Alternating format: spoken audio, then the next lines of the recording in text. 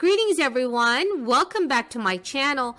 Thank you so much everyone for joining me here tonight. Here's your fourth stimulus check update, fourth stimulus package update, and daily news report. Everyone, late last week, the House of Representatives Ways and Means Committee just released a statement informing the public that lawmakers have decided to include an extension of the child tax credit's current structure through the year 2025. After seeing much success of the program after just one payment, many legislatures are eager to have this extension. These payments will become increasingly important in the coming months as more than millions of households may see their incomes plummet because federal unemployment programs and eviction moratoriums have expired. Many supporters of the bill were feeling more optimistic about its passage before Senator Joe Manchin argued that a strategic pause should be taken in the negotiations. The West Virginia senator's vote is needed to pass the legislation, as Democrats will use the reconciliation process to make these new benefits law. Senator Joe Manchin has stated that he will support a package of this nature if it's fully paid for, which in its current form it is. However, Manchin disagrees with some of the tax increases and fees that would cover the cost of the new spending bill. Right now, Americans are no longer protected from evictions or receiving beefed up unemployment payments, but they are still benefiting from many other federal rescue measures. More support may be on the way as Democrats on Capitol Hill hammer out a 10-year, $3.5 trillion budget reconciliation bill that would greatly expand the nation's safety net programs. Yet, passage of that legislation is not guaranteed, and while the economy is in better shape than it was in earlier, many families are still struggling to get back on their feet.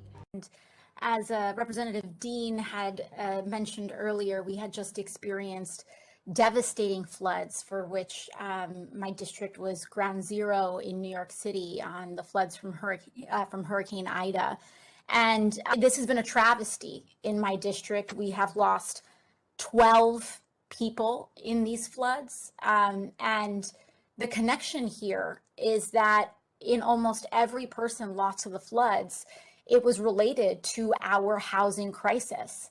The lack of available housing stock and the fear of eviction has existed even prior to, and has only made it worse to the point that people are seeking alternatives to the housing stock that are often dangerous. Now, that being said, speaking about those longstanding inequities, many low-income renters struggle to make ends meet even before the pandemic. And with the lapsing of unemployment, the striking of the eviction moratorium, all of these things have placed renters in an even more perilous position. We've discussed about some of the difficulties, and the committee has addressed some of the difficulties in state implementation, but I also want to talk a little bit about the difficulties in getting these funds out with a small segment, the segment of landlords who are refusing to participate in emergency rental assistance.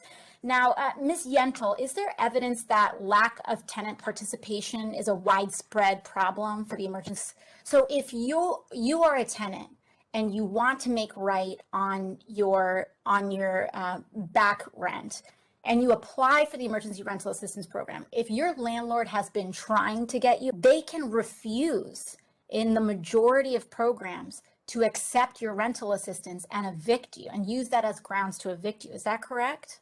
That is correct. And we're seeing some very egregious cases of tenants showing up in eviction court, say with the emergency rental assistance in their hands, and the landlord saying, I don't want it, and the judge allowing the eviction to move forward. So it seems as though we have a very urgent issue, and I very much am so thankful to see Chair Waters address these issues. Now, my last question is, what types of enforcement mechanisms should we be exploring to ensure that the tenant protections in this bill are adhered to by landlords? Although the federal eviction moratorium expired in August, roughly 90% of the $46 billion in federal emergency rent relief money is still available as of last month. The funds, which started flowing in January of this year, have been slow to reach those in need. Typically, renters must apply for the money, but the process varies by many of which have had to build new administrative systems to distribute the money. Eligibility is based on households' financial situation and housing. This money can be used to cover rent, utilities, late fees, and also moving expenses. Tens of millions of American families will receive 4 more monthly child tax credit payments as part of Congress's enhancement to the program for 2021. The next installment, up to $300 for each child up to age 6 and $250 for each one age 6 through 17, will be sent next week. That's an increase from the regular child tax credit of up to $2,000 for each kid up to age 17. Parents will receive half their credit this year and can claim the other half when they file their 2021 taxes next year. After just one child tax credit payment, which was sent out in July, nearly 90% of families in the United States with children receive these credits. The full enhanced credit is available for heads of households earning $112,500 and joint filers making up to $150,000 a year, after which it then begins to phase out.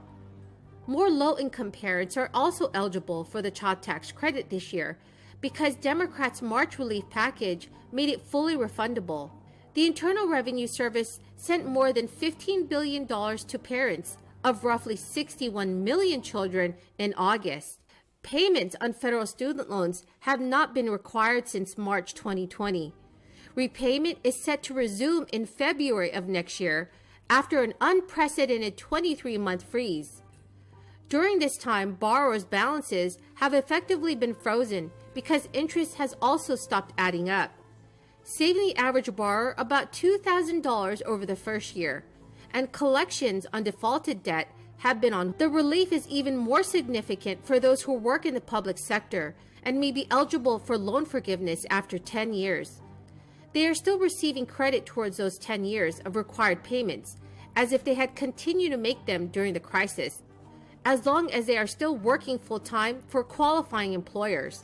So everyone, how do you think that more relief should be provided to the American people?